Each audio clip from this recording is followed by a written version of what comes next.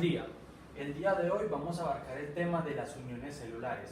¿Qué son las uniones celulares? Son complejos estructurales que sirven para unir dos células o que también pueden servir para unir una célula con su fluido extracelular o matriz extracelular.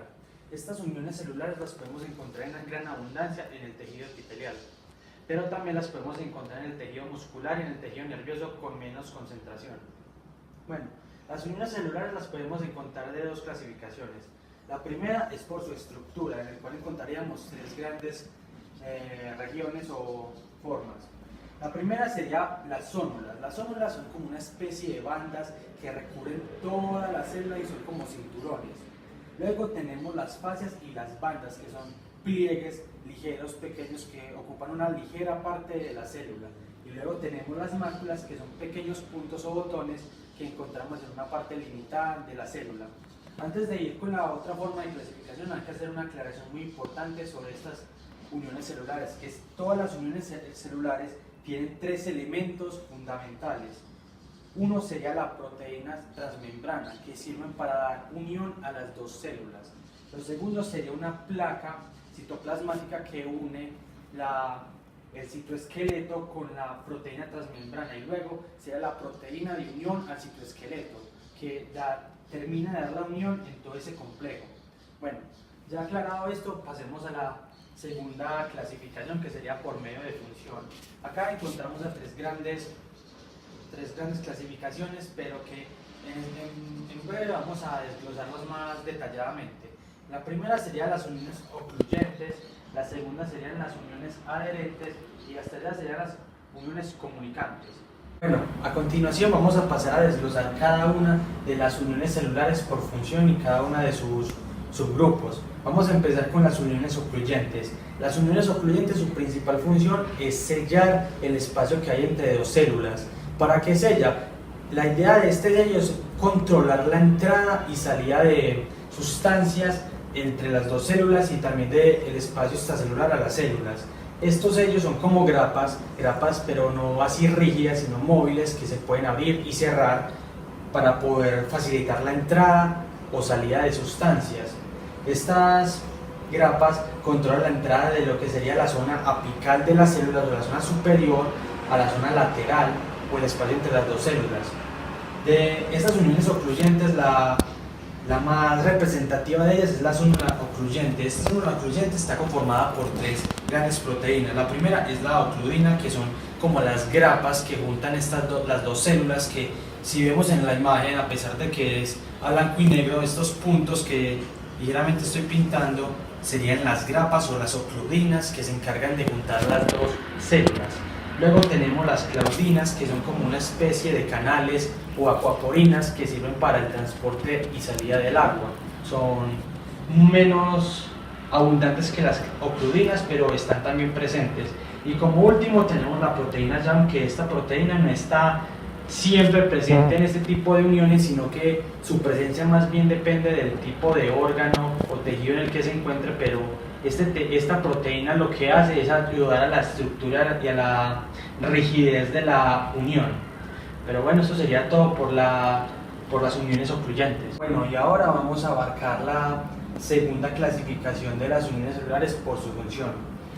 Estas son las uniones adherentes. Estas uniones, a diferencia de las uniones ocluyentes, tienen una función de mantener la integridad de las uniones y de las células, asegurarse de que las células se mantengan estables, quietas, o sea, son unas uniones, a diferencia de las que eran móviles, más rígidas, o sea, se encargan de que las células mantengan su rigidez y su forma, se aseguran que a cualquier ligera deformación las células mantengan su forma y no se deformen. Pueden ser un poco más alejadas en términos de espacio que las zónulas ocluyentes, pero son más rígidas y más fuertes.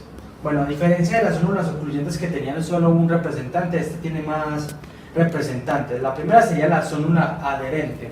En estas zónulas encontramos más bien un subtipo que podemos llamar las caderinas.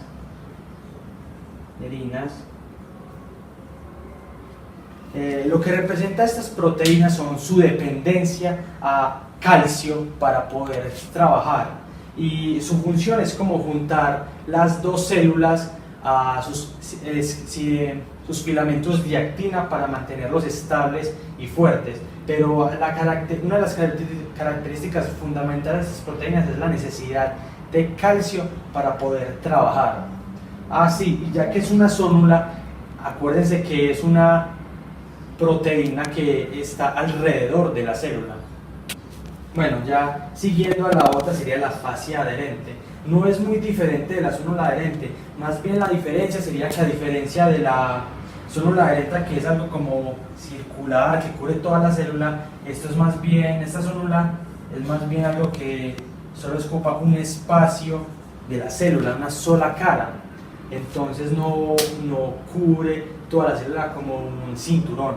Bueno, ahora después tenemos las máculas adherentes o desmosomas. Estas máculas son como una especie de botones o sellos que dan integridad a la célula y le dan rigidez, y están compuestas por dos proteínas que son las desmogleínas y las plaquinas. Si fuéramos a hacer un dibujo de esta mácula sería algo así. La desmoglecina serían estas barras, estas barritas, y ya estos filamentos que estarían juntándolo serían las plaquinas. Y como es, las desmogleínas a su vez están pegadas a filamentos intermedios para darle unidad a las dos células. Finalmente pasemos a las hemidesmosomas. Estas proteínas sirven como para darle unión al epitelio a su zona basal, ya que el epitelio, como sabemos, está siempre reposando sobre una membrana basal. Entonces estos hemidesmosomas lo que hacen es pegar los epitelios a esa zona basal por medio de unas proteínas llamadas integrinas. Esas integrinas se pegan a la membrana basal y se aseguran que el epitelio no se suelte fácilmente, entonces le dan esa rigidez, esa fuerza para no despegarse de los epitelios. Y bueno, con esto concluimos las uniones adherentes. Y bueno, finalmente tenemos las últimas uniones, que serían las uniones comunicantes, que sería la última de estas tres uniones de la clasificación. Bueno, las uniones comunicantes, como su propio nombre lo dice, sirven para comunicar dos células por medio de poros, como podemos ver acá, como unas especies de poros o de túneles para el intercambio de agua, iones, nutrientes, cosas que las células necesiten. De estas uniones, la unión más representativa es la unión GAP. Esta unión GAP está conformada por una proteína llamada conexina. Estas conexinas se agrupan de a 6 para formar lo que sería un conexón. Este conexón luego se juntaría con dos, o sea, serían dos conexones, y estos dos conexones formarían lo que sería la unión GAP, cuya principal función, como ya lo he mencionado, es el transporte de sustancias entre las células. Y con esto habíamos terminado el tema de uniones comunicantes y en general de uniones celulares. A continuación vamos a hablar sobre el término membrana basal.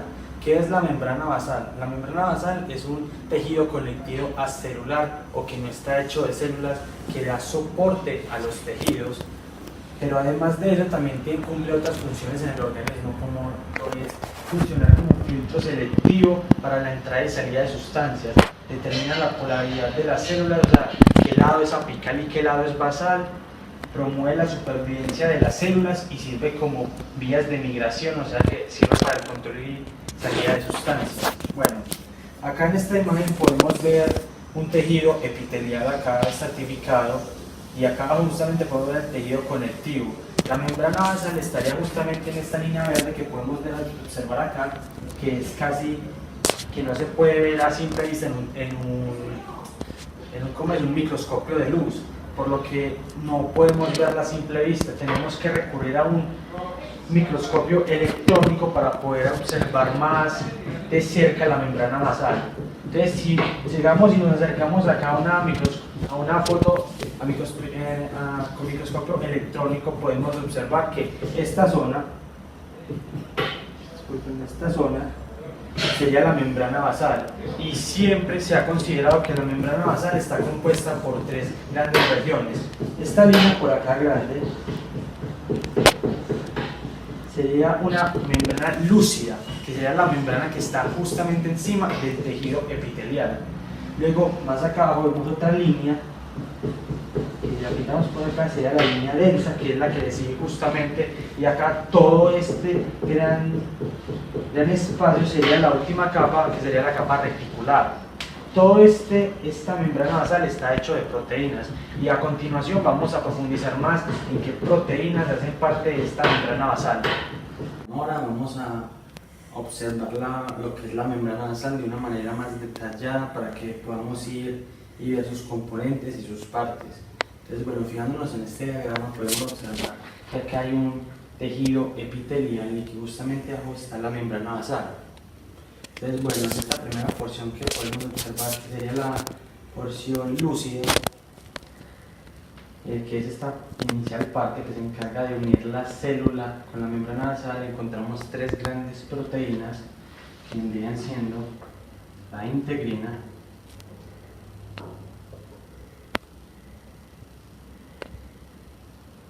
la laminina y la heptadina.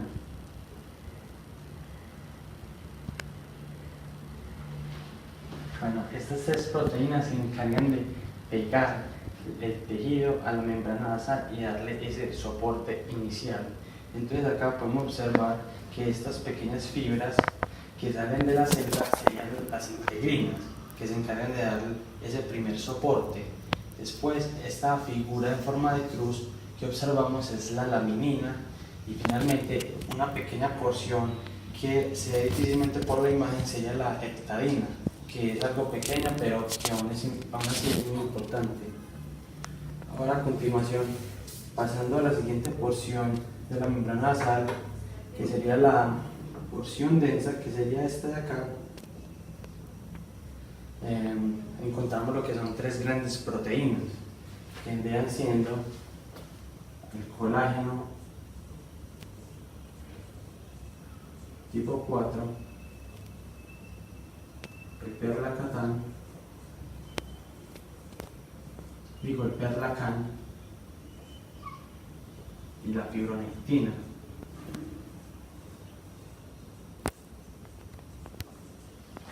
Entonces, empezando por el colágeno 4 es un colágeno que forma una especie de malla, unas mallas así como en forma de unas cruces, una lámina que es bastante rígida, que le da cierta dureza a la membrana basal, y que a diferencia de otros colágenos no forma filamentos sino más bien mallas.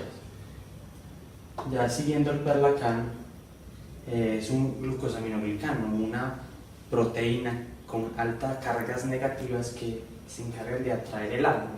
Y finalmente tenemos la fibronectina, que se encarga de juntar todas estas proteínas juntas. Ahora, si observamos el diagrama, vemos estos filamentos con unos ligeros círculos, vendría siendo lo que es el colágeno 4, el perlacán sería estos pequeños óvalos acá juntos, y la fibronectina serían unos filamentos que acá difícilmente se podrán ver pero que están presentes, que sería la fibronectina. Ahora bueno, pasemos a la última porción de la membrana basal, que sería la porción reticular, que sería esta de acá, esta acá mismo. Esta está conformada por dos proteínas, colágeno tipo 7 y unos cúmulos de colágeno 4.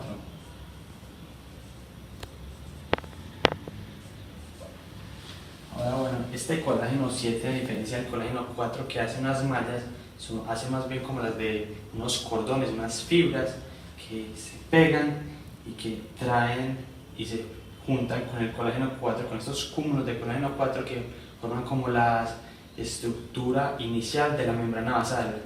Ahora, algo adicional a esta porción es que también se pegan unas porciones del tejido conectivo, porque como sabemos la membrana basal es como el límite entre el tejido epitelial y el conectivo. El tejido conectivo saca unas fibras de colágeno 1, colágeno 3, que se encarga de pegarse a esta zona y como que estar estable, quieto y que no se muevan. Entonces, que le dan esa rigidez final a la membrana basal.